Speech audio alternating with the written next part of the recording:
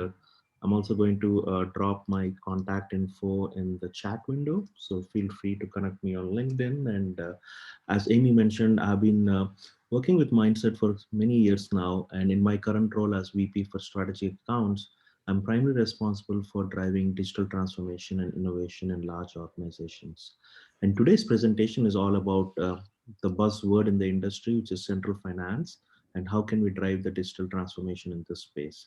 So moving on a little into the next slide for the mission of Mindset. Mindset is a SAP partner, and we are committed to making our technology experience significantly better at work. This is the mission statement for the company, and we take pride in realizing this for many Fortune 50 large scale organizations. And moving on to the next one, today's agenda will be covering a lot of broad strokes around central finance, the drivers, the motivation influencers, a bit of a architecture and process areas, and how the operationalization could be initiated. Again, these are going to be broader topics. At any point, if you have any questions, do not hesitate to put it in the chat window, or you can always send a follow-up, email, and we'll be happy to answer more detailed questions. A bit about Mindset, and then I'm going to kick off today's new topic here. We are an SAP partner, and our focus areas are strategy, design, implement, and manage. So we do a lot of ideation, digital transformation strategies. We write up the journey maps, the road maps for large scale organizations, and we help them throughout the life cycle of building the solution. We also have a few competency centers, functional technology design and project. As you can see, our length and breadth of our services span across all technologies in the SAP space. And what we are very well known in the industry is for executing large scale projects using design thinking and leading the digital transformation curve. So that's about Mindset. And in the next slide, we're going to talk about this is probably a good segue. I'm going to hand it over to Dinesh. Dinesh, over to you. Thank you, Naveen. Welcome, you all distinguished guests to this webinar. Thank you for joining. So let me start by saying that my name is Dinesh Sharber. I'm a principal architect at Mindset Consulting, and I'm speaking to you all from the Chicagoland area. I live in here in Naperville, Illinois, and welcome again. So before we go and deep dive into this topic of central finance, we wanted to just give some context. As you guys are representing your corporations, you must have been thinking about digital transformation for the past few years and maybe into the future as well. But let's see, that what are the challenges that are causing all these companies to think differently and think about the different way of doing businesses, because these challenges are being faced by many or all organizations in different capacities. Yeah. So if this is your enterprise, we are sure that many of these challenges that we're going to talk about are applicable to your enterprise as well. So, there is a desire for new business models. There are evolving customer needs that you're facing and trying to cater to. There are price wars going on. So that talks about how you get productivity gains and get more process efficiencies so that you can provide the maximum value, just keeping your prices in check as well. Regulations that are coming up each and every day that you need to comply with. The stakeholder expectation, not only from external stakeholders, which is your business partners and your shareholders and things like that, but also from the standpoint of internal stakeholders. So if you're an organization of finance, you are catering to the corporate in a certain manner, and the corporate expects certain things from that line of business as well. So that's an expectation that you're trying to manage as a line of business. And value creation. Value creation is something that has been talked about a lot. Routine work is good. Doing the minimal is good to run the operations. But how do you generate more value, whether you're contributing to the corporate's goal or you're trying to create value for your customers and your employees and all your business partners? That is also on the minds of the enterprise, that how do you get the capabilities that you can generate more values for all these stakeholders?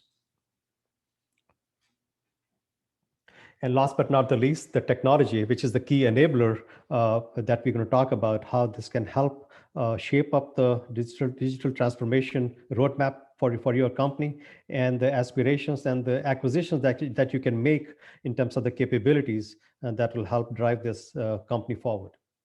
So does any of these challenges resonate with you? Because you are, it's a one-way communication right now, but I'm assuming that the answer would be yes. But by way of a polling, let's do something about, check about the fact that are you having a digital transformation strategy at your company or not?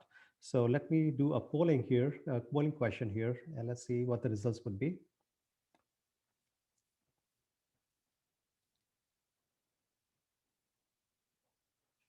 Can you guys see the poll? I think we need to launch the poll real quick.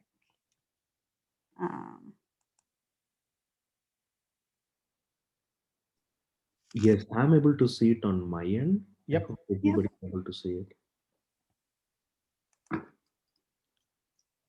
So I can see some answers coming through. That's a good sign. So we'll take a pause for a few seconds before we share the results with the audience here.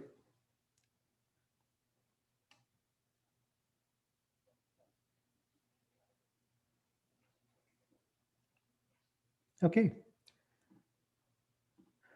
So we are sharing the results here. So the question was, do you think your organization has a clearly defined digital transformation strategy? There are, I think, responses all over the place. So strongly agree. Agree is also around 30%, and disagree. And then there are there are places where there is no digital transformation strategy set yet. So there is an opportunity to basically reform it or re-energize that thing. But most companies are in that stage of their journey that either they're thinking about it and they have disseminated this throughout the organization, that they are really thinking hard about it, and there are actively steps being taken for that as well. So that's a good thing.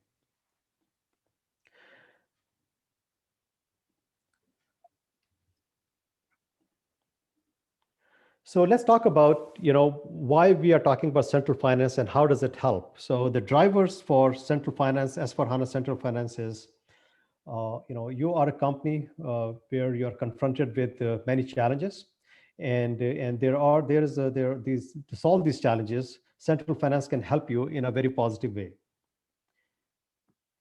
And that scenario can be described that your company has a landscape with complex landscape of multiple ERPs. Those could be SAP, could be non-SAP, could be cloud-based products or on-premise solutions, that you have multitude of systems that are at play at your company. Another way to define that you may be a candidate for central finance is that your ERP that you use today is highly customized. You may have the situation where you have suboptimal data because over the years, the way it was defined when you first implemented your software, and at the point that you have reached now with a lot of changes that have occurred, there could be a state that you may believe that your data is of suboptimal standards, meaning it needs standardization and harmonization. You may also have a situation where your enterprise structures, which are the main backbone of your reporting dimensions. So if it's a legal entity or profit centers or cost centers, if those are still still staying representing the true company, or they have become obsolete over the years. You may have gone through some acquisitions, mergers, and changes in the direction of how you do business. So that could also be a result.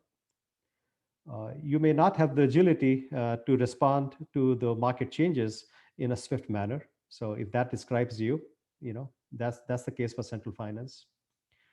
And you may have inadequate reporting dimensions. So whatever you defined when you first implemented the system, it looked all right, but 20 years, fast forward, you say, okay, these things don't work for me because I have to do a lot of manual calculations, do a lot of uploading, downloading stuff, and a lot of manipulation to get to my end results or reporting the results properly. And you have inflexible environment where it's not possible easily to integrate any new businesses that you have acquired. So as we see the marketplace today, the companies are growing organically, but they're also growing through acquisition path as well. And the benefits of acquisitions don't just come by acquiring the company; they come by truly integrating the business into the day-to-day operations as well. So how flexible your environment is to integrate those or not be able to integrate those can be a challenge as well. And the common thing we hear from our customers all the time is about difficulty in common and centralized financial reporting for across the enterprise. So if these are the drivers, I think many of the drivers can be applicable to a lot of companies, and maybe all of them can be applicable to one company. The reason is that this is what the reality is, and how can we then take the benefits of the innovations that are coming are becoming possible because of the technological advancements, and central finance becomes that avenue for you to look at, that it can solve or address many of these challenges that you face, and thereby becomes a driver as a consideration to look into central finance. So before we move on to talk about what central finance is, let's do a quick poll again here uh, to check.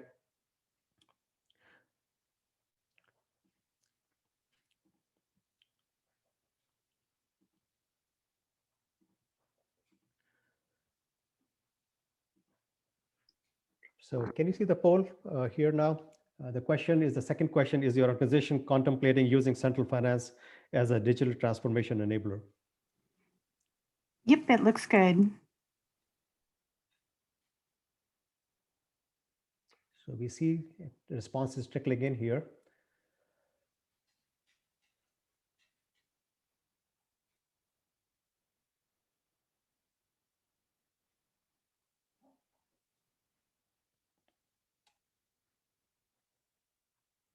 Okay, let's see the results here. So as some of you have said that you have evaluated it, but you did not find the use case for central finance in your S4 journey. Some of you have said that 43% have said evaluated and selected S4 as a step to S4HANA digital transformation, which is a good sign. That means that this particular conversation should be either a lot of things should be known to you, or you will learn something from this discussion today. There are cases where people have not considered it altogether, and there are cases where there is being evaluated and have not yet decided whether this is the right path to S4 roadmap or not. Yeah, one thing I would like to add on that is for those group of people who are evaluated but not considered this to be right solution, if there is any specific constraint or question that you wanted to learn from this webinar, please post that in the chat window. We can absolutely touch on that. Over to you, Dinesh. Thank you, Naveen. So what is central finance? So central finance is a S4HANA system that can be installed as a sidecar. Predominantly, it is installed as a sidecar because you are trying to receive financial information from your other legacy systems that you have in place, whether they are SAP ECC or they are non-SAP like JD Edwards. So they can all serve as a external systems, as a source systems, and you can first deploy S4HANA as a sidecar. This is an avenue for a non-disruptive way of implementing S/4HANA because there is a least amount of work you have to do on your existing platforms. You do have to build the architecture appropriately to get the feeders from your source system into the target S/4HANA system, but you're not going to be touching in terms of the data or configuration or anything else. You will just leave the data alone, system alone, and this is considered to be the least disruptive way to accelerate your S/4HANA adoption. This particular area of central finance will be giving you the opportunity to do real-time centralized financial and management reporting across enterprise, because you are able to now bring in data from n number of sources, whether it is ECC or non-SAP systems, and you can now bring the data under one umbrella called Universal Journal, and thereby it allows you to do centralized and common reporting across financial as well as management reporting. It is scalable because what you're trying to do here is, once you have this in place, you may still have your geographical locations who are performing their local reporting, and then you have a central team who is taking care of the central processes. But you can also draw a fine line as to when do you want to pull the local process into central, and what makes sense to keep those processes in your local divisions because it makes sense to do so.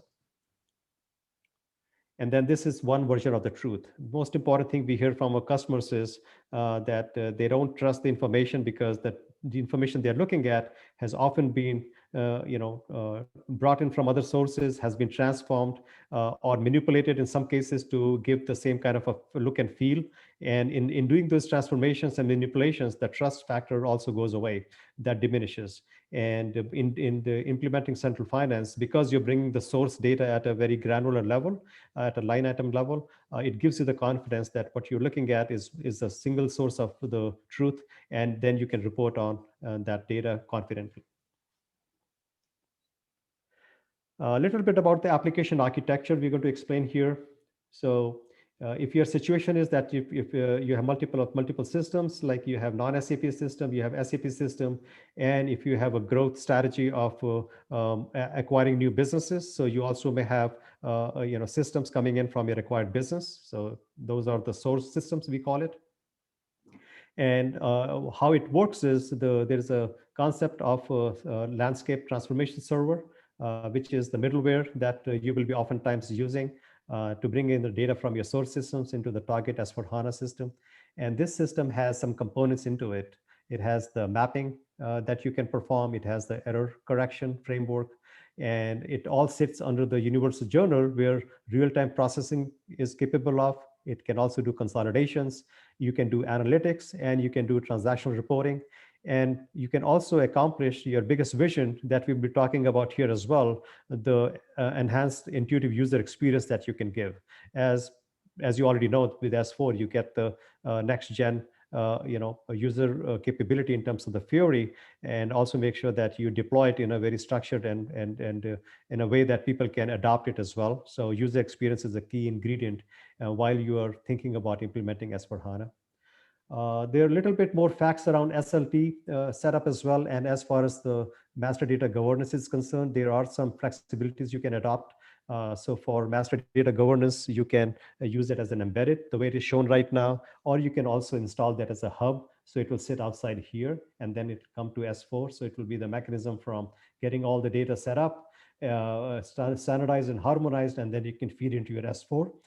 And you can also do mapping there as well. So it can sit into the embedded version, or you can have it as a hub.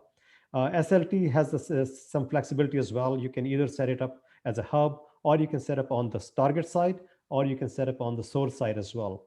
So that transformation server can be set up in different ways as well. Application integration framework. This is the most important area that you may be using for your error handling and monitoring as well. So when the data flows from source systems into the S/4HANA system, there are capabilities that you can manage your exceptions, because if the data is not flowing through the engine, you're not able to see the full picture. So it's a responsibility of the system and the people who are taking care of it, that there are minimum errors being set here, and then they are being resolved in a reasonable fashion, so you can see the complete picture on the target side. And there are enabling technologies that you get along with central finance. To name, there is a real-time replication going on. There is a data logging feature which keeps the original transaction details tagged along, so that you have transparency in looking at what you brought in is as accurate, and you can check this off. There is a business mapping that you can do. Inbound posting, because you're bringing in the data from your source to target, it will be creating an inbound posting to the S/4HANA Universal Journal. Data reconciliation capabilities are available, and error correction, like we talked about in the AIF framework, that's where the error corrections will be dealt with. Data digitization is another capability that if you need to, for some reason, augment the data that you're bringing in from your source systems, and for S/4HANA to do the proper reporting, there are capabilities you can do the augmentation of some data fields as well. Could be some fields, could be some reporting dimensions. Back posting is also a capability that you have available. Yes, it is. You have to use several APIs and things like that, but you can send the information back from from target system back to the source system if you want to make some data whole on your source side. And then the initial load, data load and simulation capabilities available there as well. So these are all the technologies that are part and parcel of the central finance solution. As you can see, this picture is complicated in the sense, but it's still doable because there are some pieces, and mainly when you have many systems of not just the ECC system, but you may have non-SAP systems. Some are Excel-based systems, some are other cloud-based systems. To cater to all that, there could be some work to be done. How do you integrate them in a seamless manner? And above all, how the data is actually standardized and mapped properly, so you can see a clear picture on the S4 side.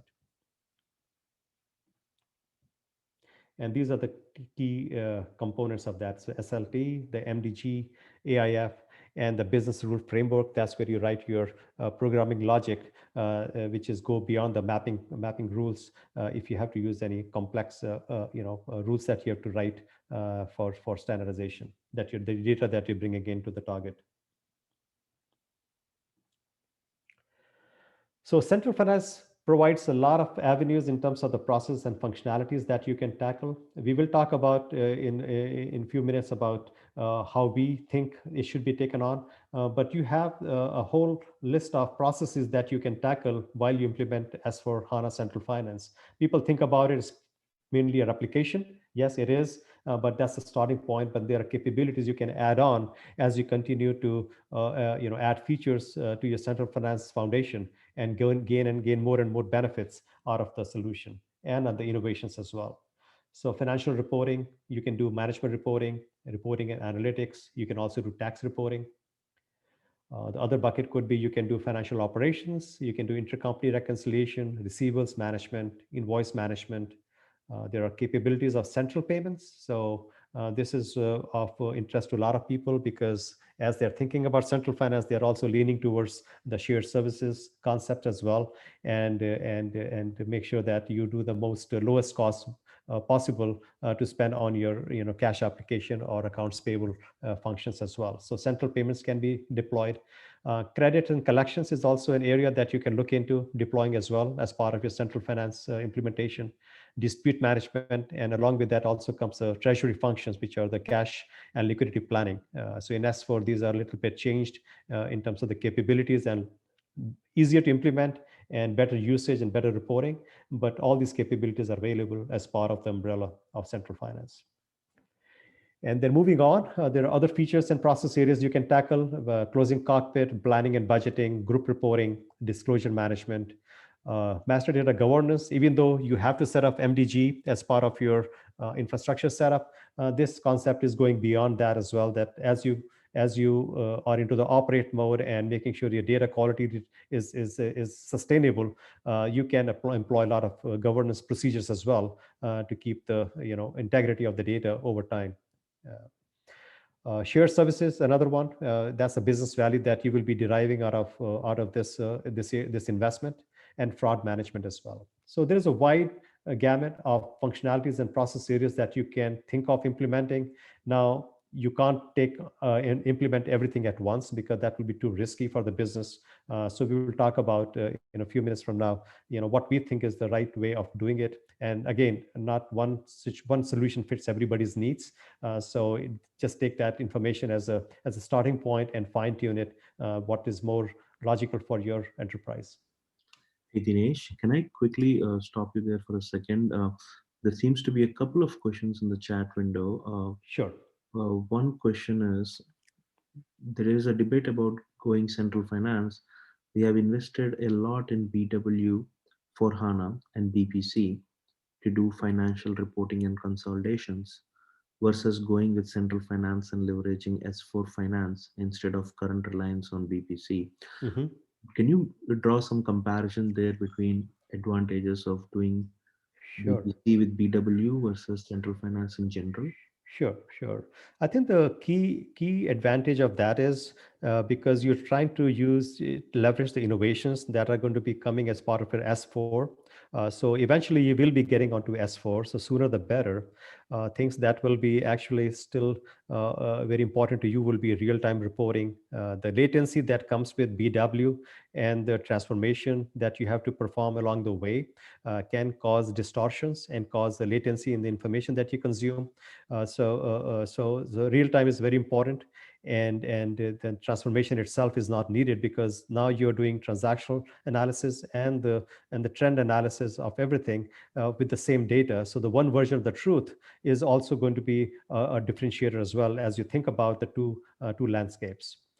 Those come to mind as well. And then as you move towards, if you're an SAP shop, I'm sure that over the next few years, you will ultimately go to S4.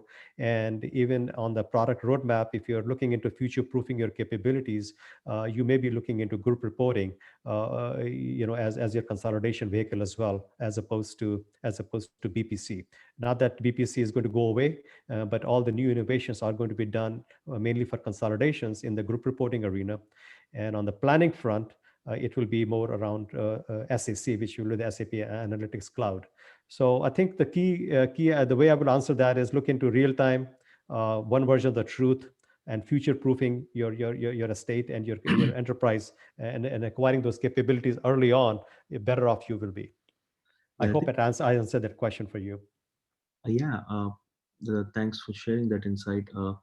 One thing I would like to reinforce there is obviously the real time, right? And if you are an organization which is in the growth mode or in acquisition or merger mode, you're constantly going to have use cases, and investing in that overall BPC, building that extracts and things like that is time consuming.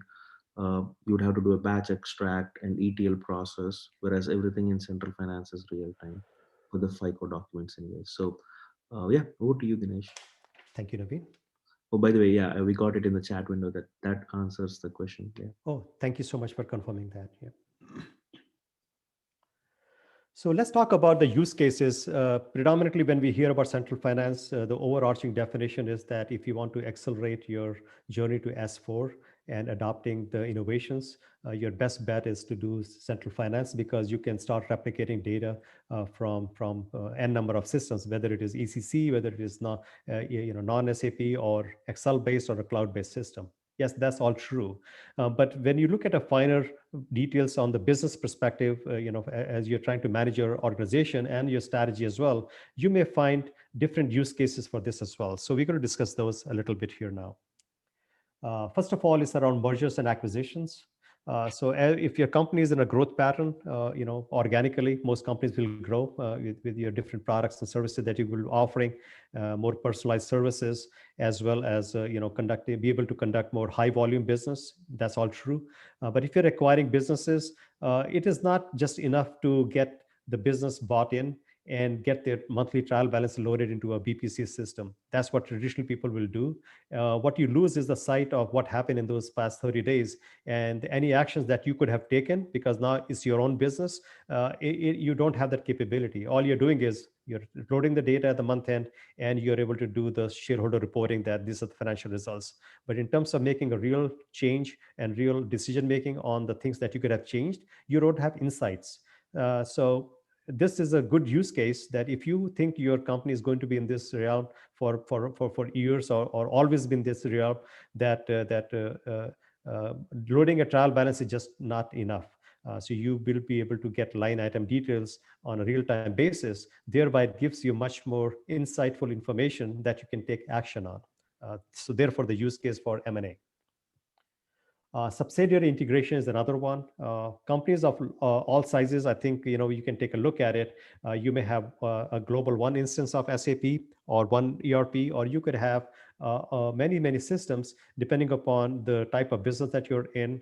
And in some situations, we have seen the businesses are part of the core, but they are so small that the enterprise thinks that they are better off managed independently in a cloud-based system because that's the most cost-effective way to do things, and let them run that way. Nevertheless, the need from the corporate standpoint still remains the same. How can we integrate that information that is occurring in a cloud-based small system somewhere for a subsidiary that we acquired or subsidiary that we manage? How can we get their information? So again, central finance can work as a use case for you to bring in the line item data, even from those cloud-based systems as well. And it could be an SAP cloud-based system for that matter. Financial data from SAP and non-SAP systems. Again, this goes back to the vision of digital finance organization that the CFO is trying to stand up, where it has to be all low touch, that people don't want to do a lot of number crunching and entering the data. Rather, we want to put people into the analytical mode, think about what the data is saying and act on it. And this gives you the capability to fetch the data from disparate environments, from SAP and non-SAP, and then give under one umbrella, so that now you're looking at one version of the truth, and then that you have your people now looking at and making analytical decisions versus just entering the data all day long. Migration to cloud platform. As you are looking into digital transformation, one of the imperatives are for every company is how to optimize your total cost of ownership. And not everybody wants to buy the hardware or have the resources in house to manage that hardware. And then subscription based consumption is also very prevalent in the marketplace. So a lot of companies are looking into how do I move from my on-premise environment into a cloud environment. And as for HANA, central finance implementation, even though it's one part of the puzzle that you will be taking on, will provide you that impetus to move to cloud. And once you do that, then you can also think about it, your confidence level is high, then you can bring in other systems and capabilities onto the cloud as well. So you don't have to buy the hardware. It could be all subscription based, could be all as a service as well. So a lot of use cases around moving just to cloud, that platform, and starting from the journey from the cloud perspective is very important for people as well, for enterprises like yourself. Data management, so harmonizing and centralizing the data. As we know that SAP is as smart as the data that it manages. So we all have the responsibility as the stewards of the data to make sure that whatever we maintain and keep is all pristine all the time. And central finance just makes it a little bit more focused around that. It would not work if you had not set up the business partners properly. It would not work if you had not harmonized your chart of account so that you can see the data in a uniform way. So there are certain things, the discipline, it is going to cause you to act on. And therefore, we think it's a use case. If you took central finance, you will be hard pressed that you will have to focus on your harmonization and standardization of your data. And therefore, not only you are using central finance innovation, but in the process, you have also taken care of your data, and going forward, how to maintain the sanctity of that information. You have put those processes in place as well, mainly so in MDG, Master Data Governance Framework. Yeah. Shared services and centralized finance functions. This is very important for all companies of all sizes. If you're a global company, you may have even today shared services center, in the low cost centers as well. Where you have to pay low fee for your services. Could be Far East, could be Latin America, could be Europe, could be any place. Yeah, and it could be in the US as well. It's all about co-locating the work so that it can be done faster, and it is more of a repeatable process. And you can also employ other bells and whistles in doing so. So shared services is another driver for central finance, because you are able to bring in data from your different environments under one umbrella, and just gives you a logical way to now open up the shared services concept or a framework. And then instance consolidation, which we call consolidated disparate ERP systems. So if you are an environment where you have multiple ERP systems, central finance does give you, an avenue to do the instance consolidation. Not only you're in doing so, you are actually, getting all the benefits. But over time, when you take that S/4HANA system and build out features after that, you will be actually retiring and decommissioning those. They will become legacy after some time, and then you can free up that estate to free up the cost from your ownership perspective. Yeah, one point I would like to add on is I did ask a question in the chat window if anyone is using Blackline in their landscape, and looks like we got a response. One takeaway is historically integration between systems non-SAP has been challenging. And what we saw in the implementations we did for central finance for some of the big companies, we were able to seamlessly integrate systems like Blackline with central finance and provide experiences where the finance analyst could actually get data from any source and still live in their own user experience. So they are going to spend less time flipping between systems, going and searching for data, remembering which transaction or which menu path to search for data. So instead of doing all of that non-value added tasks, there is an opportunity for your workforce to spend more time in doing the value added tasks which they should be focused on. So there are ways in which the central finance opens opportunities for those kind of transformations too. Just want to call that out there. Over to you, Dinesh. You have no great point there, Naveen. So some of you may be thinking, yes, I have central financier capability that is available for me to look at. And then I have standard FICO modules. So in which situation should we be considering central finance versus just the core FICO modules that will come along with your S/4HANA system? So our viewpoint is that if you have multiple ERP systems, so you may want to look at central finance. If you have highly customized, ERPs that you're using today, you might want to look into central finance, because going in for the future is everybody's trying to standardize, become more agile and more responsive to the market needs and changes. And if you are a very customized version of your software, oftentimes it leads to delays and inflexibility in responding with ease, or with agility, as we call it. Consolidation of the landscape. Again, if you have multitude of systems and the vision is to go one global system or try to optimize your landscape, this is a good avenue to look into. Enterprise structures, if they have become obsolete, this gives you a chance to correct that situation and make it more future forward looking. Centralized financial processes. I think every organization can attest to this one. If you are a global company, if you have a good amount of operations, you want to make sure that you are able to do reporting in a very centralized and common way. Otherwise, there is no you're never able to consolidate your results in a single fashion that you can see. Take the decisions properly from the leadership perspective, from the CFO's desk perspective. It doesn't make sense to see the picture in 10 different ways. They want to be consistent, uniform, and standardized.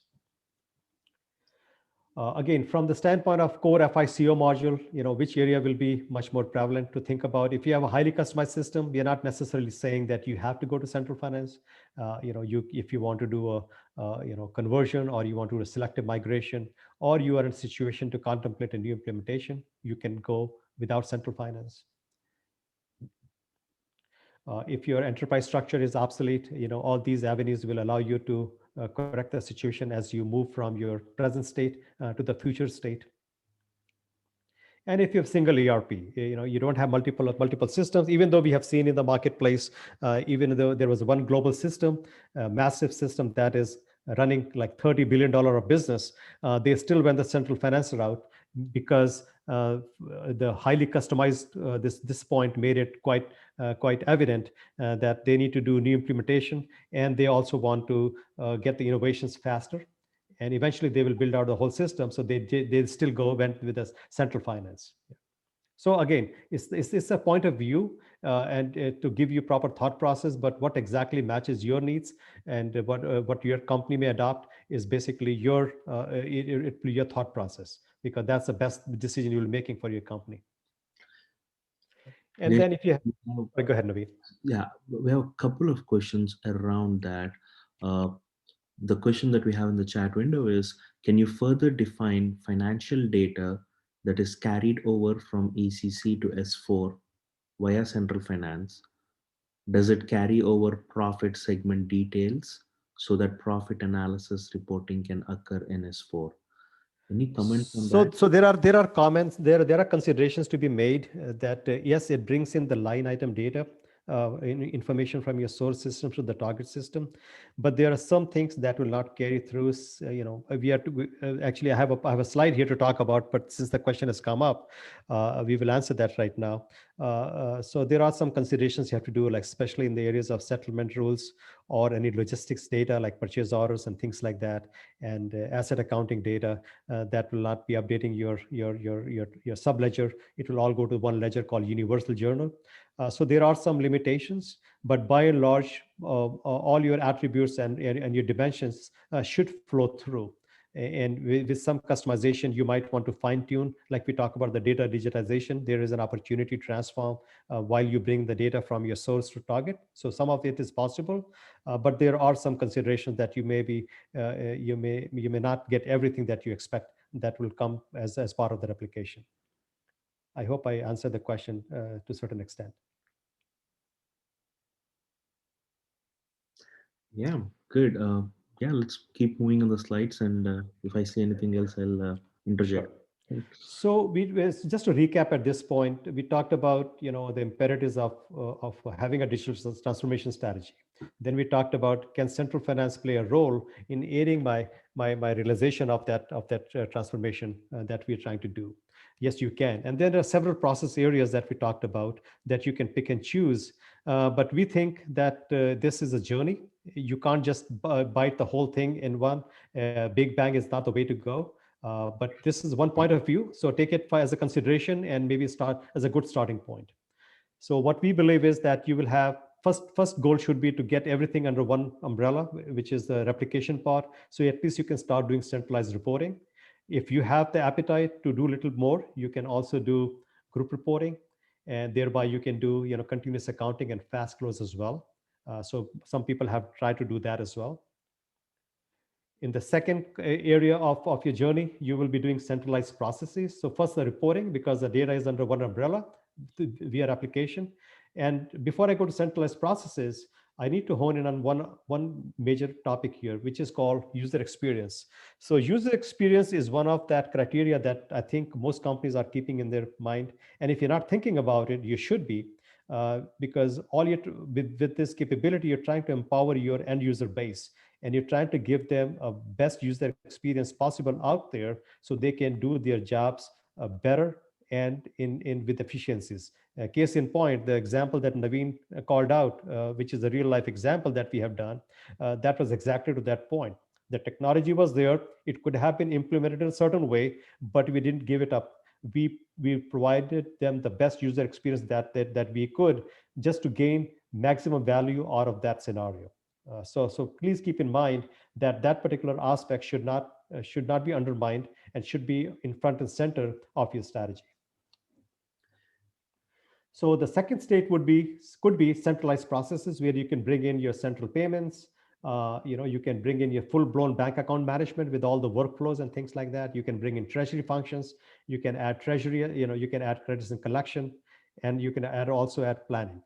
In this phase, we're also talking about, if you run the application and what do I get best from my innovations, the digital boardroom and the KPIs and the reporting and analytics is a good one to tackle again as well. So now you have the capability of Fiori, you have the capability of one version of the truth. On that data, you can do a lot of transactional as well as analytical reporting as well, which is very key driver, and the business value that it can give you to your enterprise is immense. And last but not the least, just to complete the journey, because we have to start somewhere and end somewhere, and this could be ever going for some companies, but nevertheless, the third state could be that you are now bringing in other capabilities into the fold, not just the financial. So you have become a financial organization. You have tried to be a digital finance organization. Now you're bringing logistical functions. So whether it's order to cash, procure to pay, whatever that functions that you are doing in your legacy environments, you can start building those out, and also give a fully, full version of your UX experience. You have a fully optimized platform, and now you are able to derive maximum value out of the innovations that come with S4. So that's the way we see this journey playing out.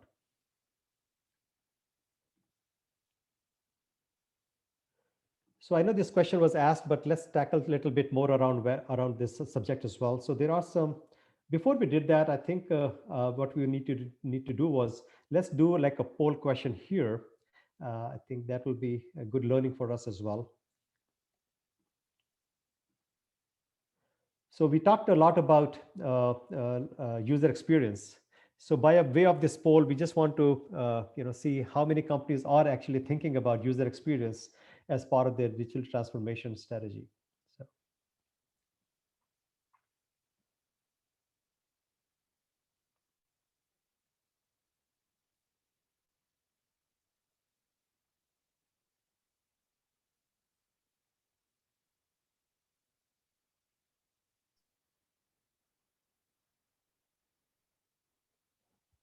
Okay, let's publish the results here.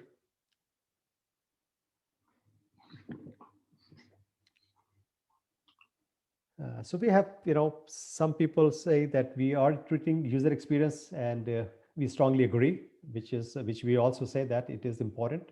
There are cases where people are saying that we agree to that, not strongly agree, but we agree.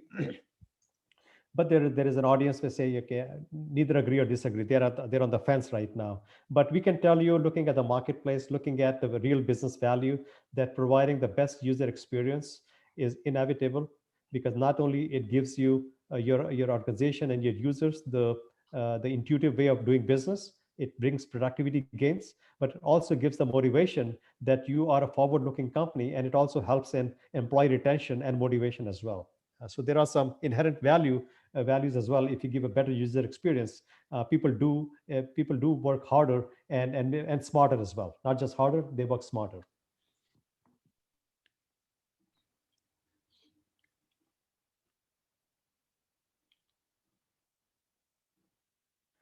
So as we talked before, there are some considerations that you have to take, especially in the case of asset accounting, that you may realize that your subledger is not getting updated via the replication path.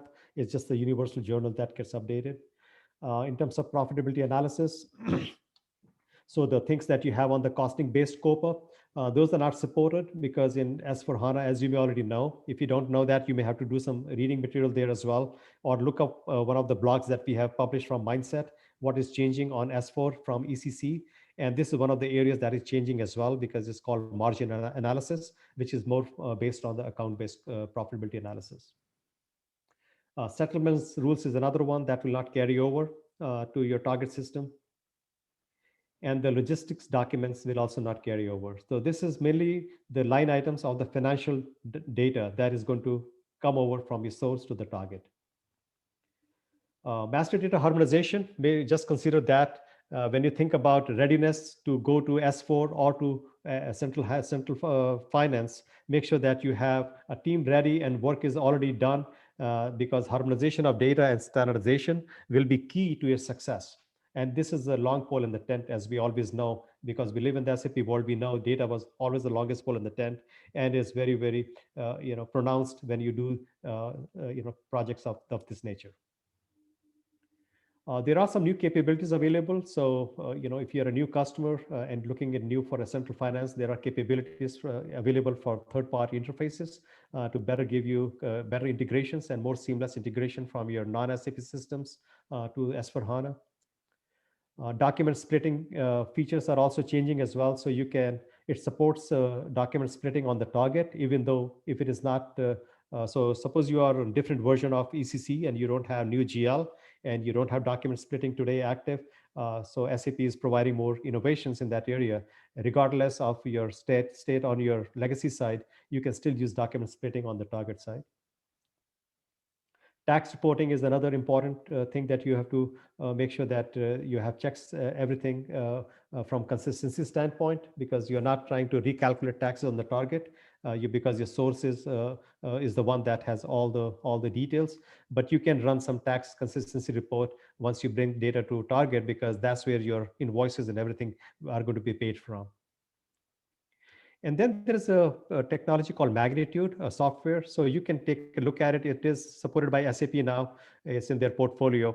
So we just want to bring it out here that you don't have to struggle to build all those integrations yourself. There are capabilities available that are worth your evaluation, and that how you can use bring it to your bear, bring it to your use.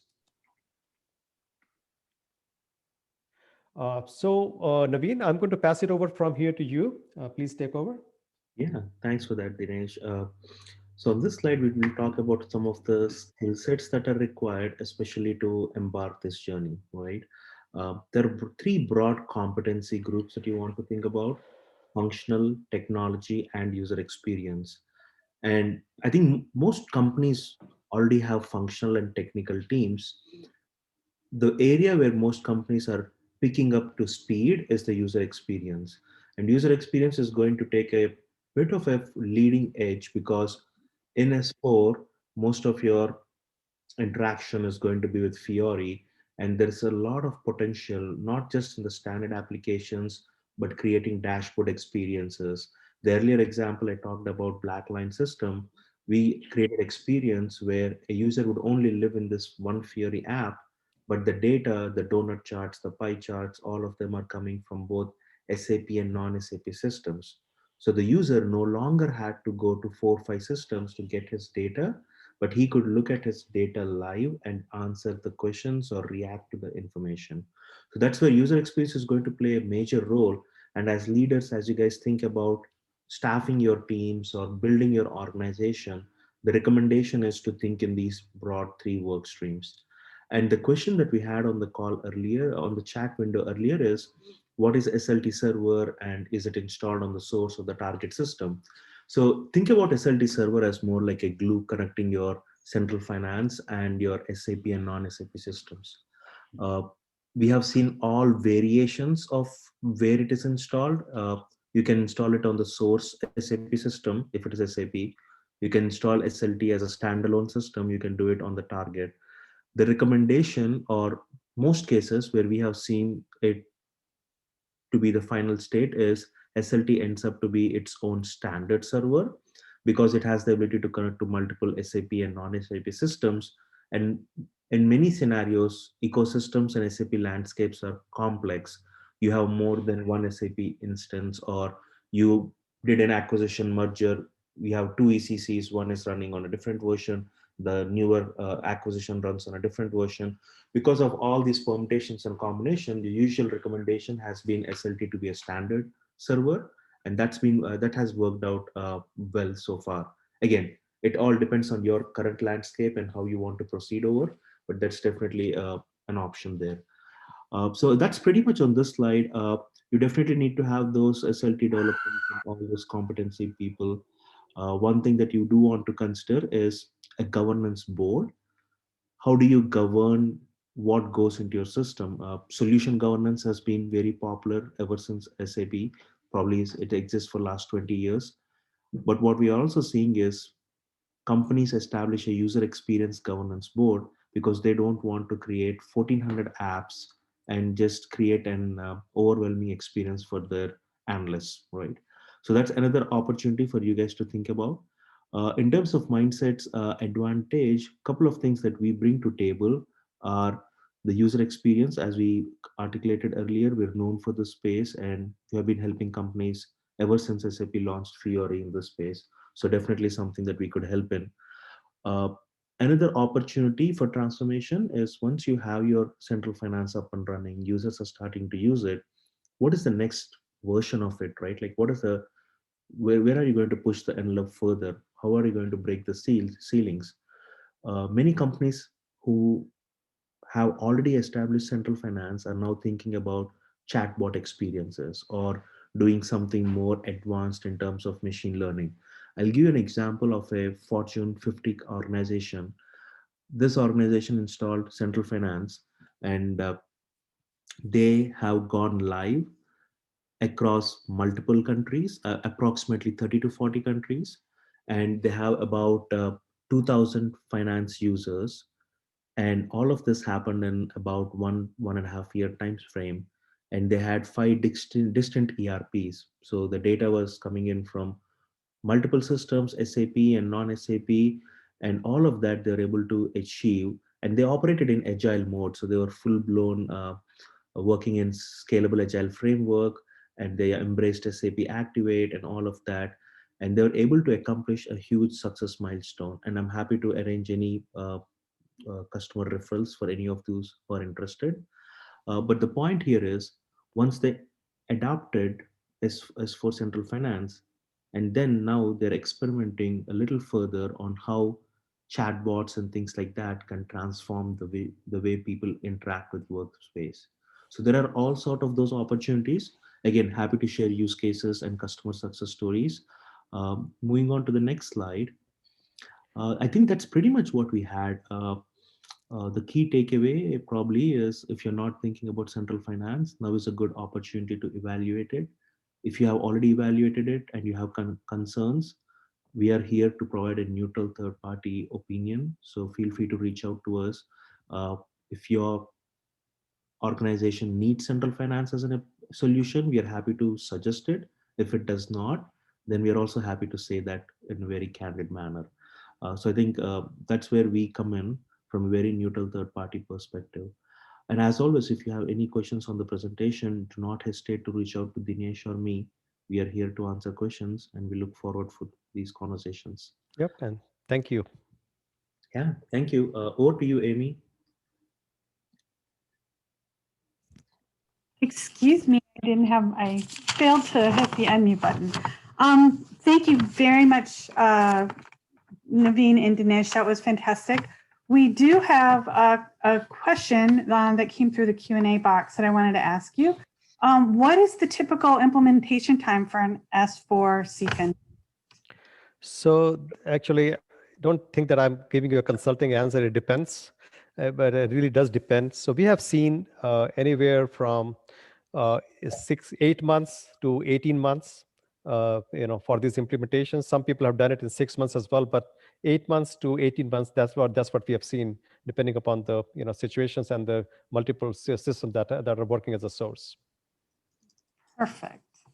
And then just one more. There are about 1,000 Fury apps for finance. Can we use all of them? Yeah, so that's a good question, and I can take that, Dinesh.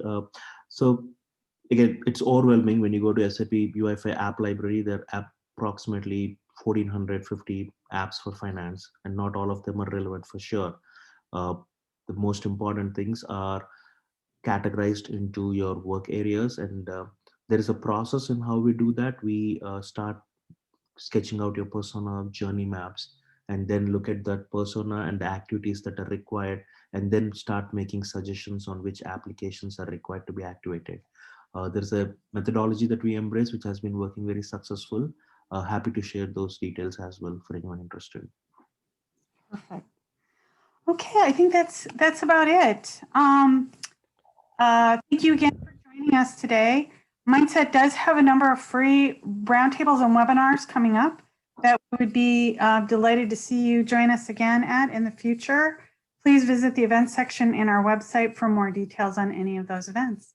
If you do have any follow-up questions, as Naveen and Dinesh said, please reach out to them, or you can reach out to me, Amy Anderson, at Mindset as well. Thanks. Yes. Thank you all. Thank you so much for attending. Bye.